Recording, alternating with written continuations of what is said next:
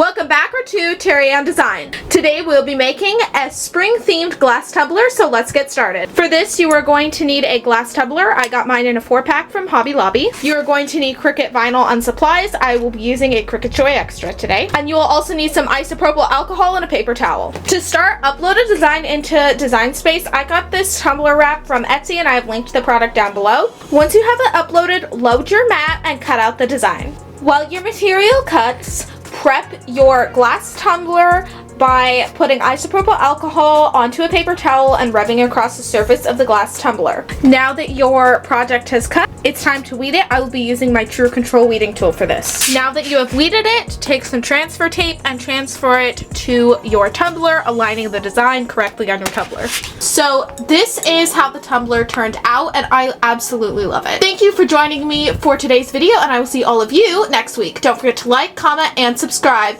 Have a great rest of your weekend.